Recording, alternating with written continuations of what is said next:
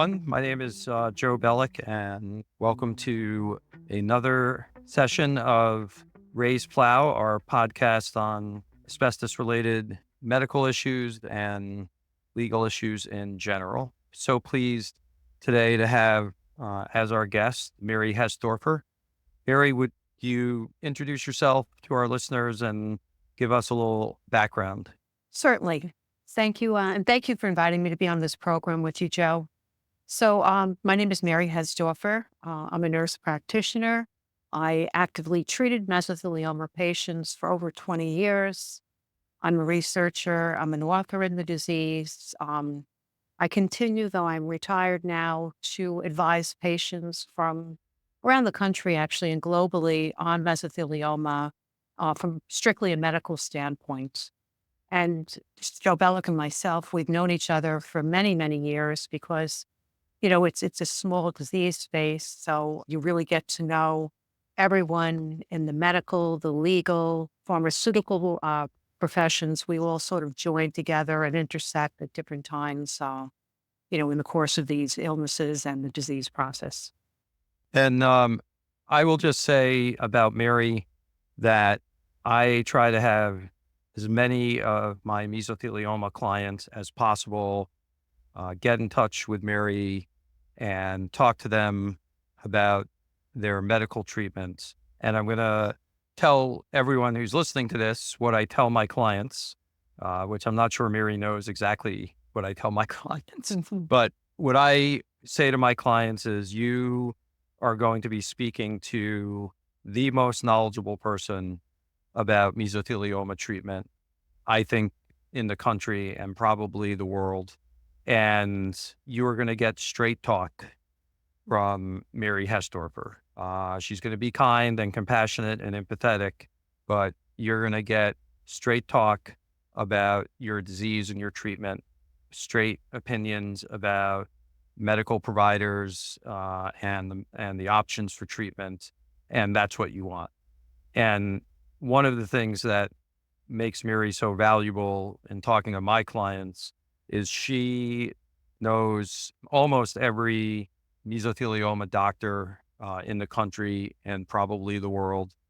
She knows what individuals, which of our clients would best be served by which providers. And she has a nuance about talking to our clients to sort of individualize and personalize that conversation. So it is invaluable for our clients to be able to talk to her. And I think you're going to hear in this conversation some very important advice and recommendations about how to approach your disease. So let's talk a little bit about what happens once you've been diagnosed with a form of mesothelioma. Mhm. Mary, what is the sort of typical steps that happen, and what do you usually suggest to people that they do in terms of treatment options? Right. So, I'll just look at the most common pathway is that a patient presents first with their internist. The internist will probably order a few tests, may get a pulmonologist involved. Then we get a local surgeon to do some biopsies, sent to expert centers. Now we have a confirmed diagnosis of mesothelioma. And you really need this confirmed diagnosis to be able to move forward with seeing a specialist in disease. So typically, I will speak to a patient and they're very anxious. And of course, you've been diagnosed with cancer. You want to be treated yesterday rather than in a week or two. But I think that we all have to keep in mind that you need to make informed decisions. You need to gather as much information as you can about this disease, and then you can move forward. You don't want to immediately jump into surgery or jump into chemotherapy, immunotherapy, radiation therapy until you really have seen an expert or perhaps a number of experts. You may want to get a second opinion, and this friend will help to guide you in the decision making. So if you have signed on with, Joe Belluck, Joe often will have me speak to the patients. And, I believe in hope coupled with realism. I don't believe in painting a rosy picture, but I believe in painting a realistic picture. And I have seen patients do very well with this disease. So I certainly think that there is reason to have hope. The first thing is to talk about insurance, the type of insurance you may have. If you have standard Medicare, great shape. Almost every university setting where we have an expert takes Medicare. If you have an insurance that HMO, PPO, we need to delve into that a little bit to find out who those providers that are accepted by your insurance company may be. And sometimes it takes going through an appeals process to be able to see that expert. Now, you're already overwhelmed with the disease and you're wondering, oh my God, now I have to deal with the insurance. But I'd like to also inform you that when you're going to see a mesothelioma expert, most of them have insurance offices within the institution. And the sole job of these people in these offices is to work with your insurance companies to get approvals. So they will do the heavy lifting to get an approval for you to see the specialist. So I think that's something that's really something that we need to know. Now, Medicaid is a different issue. Medicaid is state specific. And if you happen to live in what I would call a desert state where they don't have a mesothelioma expert, then we have to work with Medicaid to get them to approve you're going out of state. Or or we could also think of some of the institutions, particularly the National Cancer Institute, where insurance status is not important. They see and they treat anyone without insurance. Because it's their mission of the National Cancer Institute is to work with patients with rare diseases. And we happen to have a program there for mesothelioma. So there's always an avenue. We can always help you get treatment. Sometimes it's a little bit of, a game trying to get it set up and get, and tweak things to get it, going in the right direction. But between Joe, myself, and locally and some of the experts, we can make sure that this happens. So, Mary, I'm just going to start at the top of this and ask you to describe what mesothelioma is and what the presenting symptoms typically are. Okay, so I think what we'll start with first would be pleural mesothelioma. And pleural mesothelioma is a cancer that affects the lining of the lungs, the lining of the chest wall, and the lining of the mediastinum, which is the lymph nodes in the center of the chest. It's the most common form of mesothelioma. It's the one I'd say that, most doctors are most familiar with. It usually for presenting symptoms, it mimics so many other cancers and actually other symptoms such as congestive heart failure. Patients usually present at the clinic with either shortness of breath, chest pain, weight loss. Some patients will experience loss of appetite. They may also have fatigue, night sweats. So, the symptoms are hard to pin down. As I said, this could look like a lung cancer, congestive heart failure, an infective process. So the important thing is really getting the battery of tests done that helps us, determine, what this condition is that is leading you to see us. There are other times that these things are picked up quite by accident. Patient is going in for either a surgery and they do an X-ray or they might do a CAT scan. And as they're looking at these scans, they see these abnormal findings and that will lead to a workup as well. So that kind of covers pleural mesothelioma, the mesothelioma of the lung. Now, another rare mesothelioma, which would be a mesothelioma of the abdomen, which is called peritoneal mesothelioma. And patients with peritoneal mesothelioma usually present with increasing abdominal girth. They may notice that it's more difficult to button their trousers. Their belts are unfitting. They're having digestive issues. They're having some pain. Again, that could be coupled with, or maybe not, loss of appetite and fevers. And then there's pericardial mesothelioma, which is a mesothelioma of the heart. It affects the lining of the heart. And that one really is most definitely presents as patients do with congestive heart failure.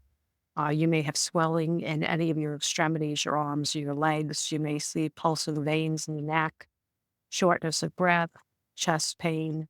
And then the pericardial mesothelioma actually is the most rare form, though we are seeing quite a few cases today and unsure and unclear as to why, but younger people, particularly, we're finding pericardial mesothelioma. So those are the three types, Joe, that we see the most. There's also testicular mesothelioma, mesothelioma of the tunica vaginalis, and that is we don't really know why a patient will present with mesothelioma of the testes rather than the lung, chest, heart. But there are cases of that as well.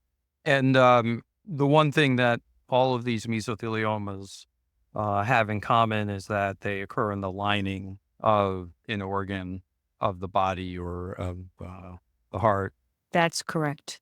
Mhm. And could you explain a little bit how someone is diagnosed with mesothelioma? A lot of times we'll get calls from potential clients who either have just had fluid removed from somewhere in their body and had no actual biopsy, or may not even have had that procedure done yet, some draining of fluid. So could you explain how the diagnosis is made and sort of what the gold standards are for making the diagnosis? Certainly. So let's pretend that we have a patient who presents at the exam room with any of the symptoms, the shortness of breath, chest pain, a wet cough that's not going away, and we start to take a physical history from this patient. And, we may find out that the patient has worked in an industry that is associated with asbestos, or we may not. So many patients are exposed to asbestos and they're not even aware of having been exposed. And I think we'll leave that a little bit more to a further discussion, Joe, because that's really your area of expertise. But when we see a patient come into the exam room and we see that they have pleural fluid, we will certainly try to take some of this fluid for analysis, thinking that, the most likely cause would be an infective process. So the fluid is sent off for both looking at infection as well as looking at any cellular irregularities. Now, to confirm a diagnosis of mesothelioma from fluid is difficult because what we try to do is the terminology would be that they spin this fluid down. And when you spin the fluid down, you're collecting cells. Sometimes you only get fragments of cells. So sometimes this is not really a good way to diagnose the disease. It's not really the gold standard. The gold standard would be a biopsy. So let's pretend we've taken this fluid sample, unclear as to, why this patient is getting, pleural effusion, which is fluid that surrounds the lung. We'll go on and we'll move forward and we'll do a chest x-ray. And on the chest x-ray, what we're looking for is we're looking for irregularities in the lining of the chest wall. Now, I think sometimes where the difficulty with this lies is that you may have a patient who has recurrent effusions and we're not able to get to the bottom of it. We may get a CAT scan of the chest and the CAT scan still looks normal. And that's because the lining of the chest is actually as thin as a saran wrap. So it takes a while before you start to see a buildup of these malignant cells, to see these irregularities and realize that there's something going on, in this process that most likely will lead to a diagnosis of a malignancy. So we often do what they call as a fine needle biopsy. We numb an area, we go into it with a needle, we draw some cells, and we send it to a pathology lab for diagnosis. And 9 times out of 10, particularly with the way that the field has developed and more pathologists are, more familiar with this disease, they were able to determine that this is mesothelioma, and more often than not, the type of mesothelioma. So a couple things just to follow up on that. One of them you mentioned is this issue of recurring effusions in the lung and the stomach. And, we've over the years had many clients who lived in a rural area and were going to a smaller hospital, and in some cases would go months with having their fluid drained, maybe put on antibiotics or some other medication, but not having a biopsy. And I just wonder what your advice would be to people who are going through that particular situation where they're having unresolved effusions and not getting a clear answer as to what's going on. Right. So, I think what we need to do first is identify a good pulmonologist. And, usually if you're seeing, say, someone local in the community, they may not have a great deal of expertise. So my advice is usually to go to a university setting based hospital through the pulmonology division there. And you'll usually get a little bit more expert guidance on making this diagnosis. And, one thing though I'd like to caution patients, and just to sort of tuck this into the back of your minds, if you are one of those patients who has pleural fluid, is in the process of a workup, has a known exposure to asbestos. So already you're thinking, could I possibly have mesothelioma? What you really want to try to avoid, if possible, is getting something called a talc chloredesis done. And a talc chloredesis is where all the fluid is drained and talc is inserted between the lining of the lung and the chest wall to irritate that area so that it closes off and you do not develop any more fluid.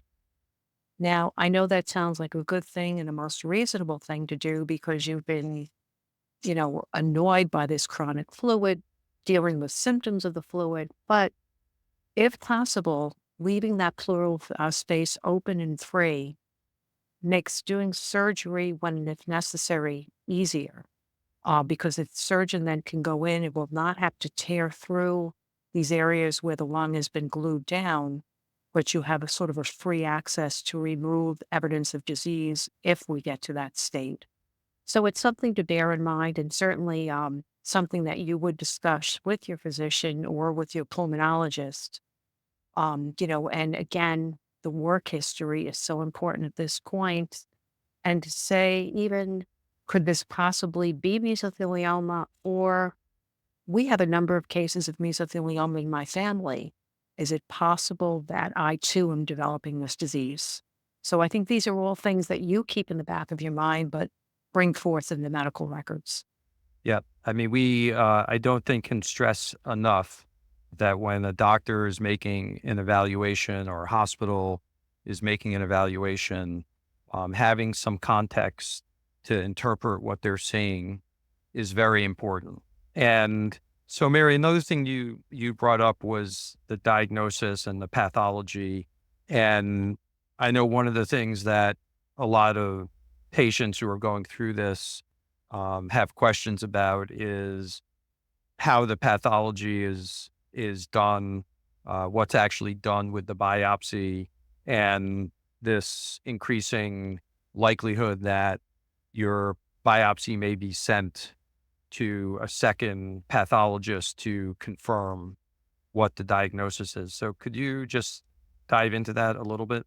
Certainly, certainly. So, at the time of surgery or at the time of, a fine needle aspirate when we're taking some of the tissue out, this tissue is put on slides, which are glass plates. On those glass plates are a series of stains are put, and this way it helps us to look at these cells and to determine whether this is mesothelioma and the type of mesothelioma.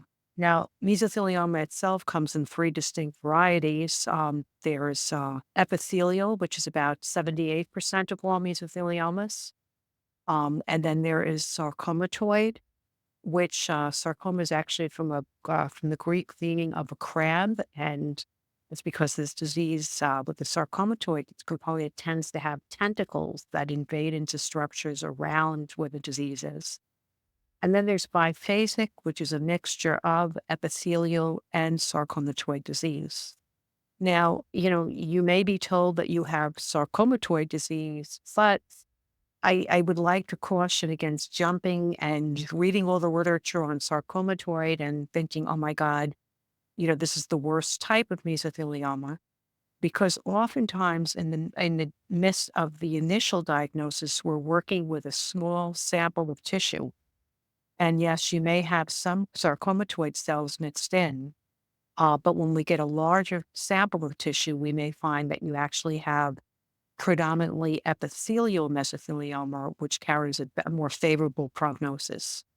So again, in the initial workup, being certain as the type of mesothelioma is a little bit not as clear, and then distinguishing whether you have a predominantly epithelial focus versus the sarcomatoid will be done with a larger amount of tissue, and also certainly with sometimes the tissue is sent out to more expert centers where they see a lot of this disease and they're able to distinguish the type of mesothelioma. As malignancies get more aggressive, sometimes it's harder to determine the cell of origin. So sometimes it may require multiple biopsies to really confirm the diagnosis of the disease. Yeah, and just to sort of give a little example of what Mary is talking about, when these biopsies are done and put on the slides and these stains are added, the pathologist will see that they're either positive or negative and how they interact with the tissue. And based upon that, it helps them determine what the type of cancer is. So one common stain that may be used for a cancer in the pulmonary or lung area is something called TTF. That's a stain that is usually positive for lung cancer, but negative in a mesothelioma case. So there are many stains that are used, and depending on which ones are positive, which ones are negative, the pathologist will make a determination. But as good as these stains are and as good as the pathologists are, there is a subjective component to this. And mesotheliomas in particular, and some mesotheliomas like the sarcomatoid mesotheliomas that Mary was mentioning, can be very difficult to diagnose. And one of the things that we're going to be talking about in a little bit when we talk about treatment, and we talked about a little bit when we were talking about the diagnosis, is that mesothelioma is a rare cancer.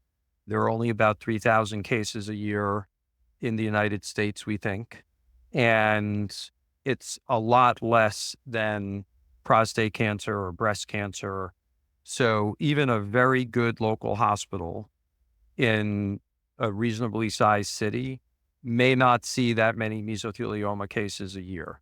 So the reason why the pathology may be sent to a place like the Mayo Clinic or Johns Hopkins or Sloan Kettering in New York is to have a pathologist who's seen more of these mesothelioma cases help make a final determination. So this can cause some anxiety in patients because they're given an initial diagnosis or a tentative diagnosis, and then they're waiting for 10 days to 2 weeks for a second look.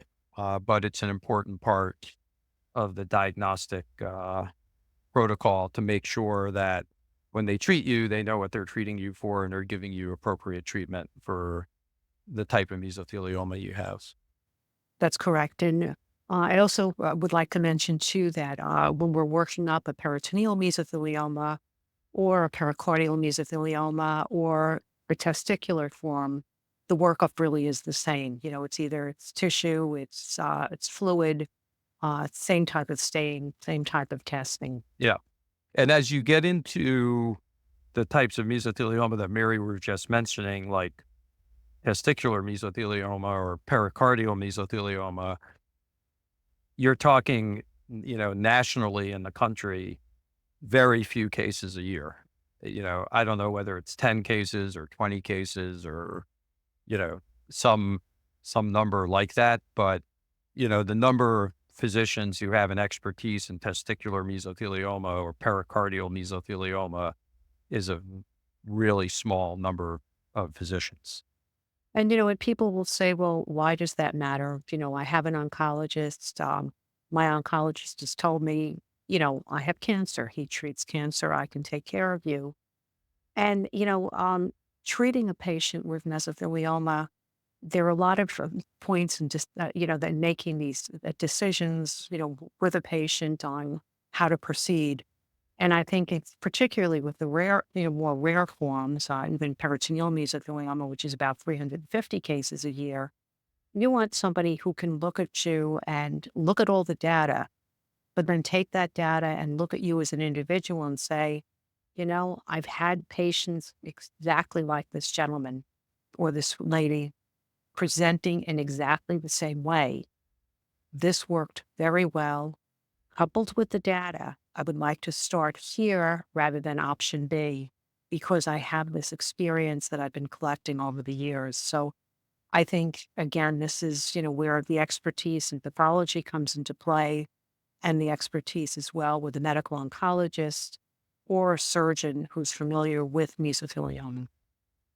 So, Mary, a lot of our clients, as you know, don't live in a major city like New York or Boston or Baltimore, and they get diagnosed with mesothelioma at a local regional hospital. They go and meet with an oncologist who has some general familiarity with mesothelioma, or at least can, access some basic information about treatment.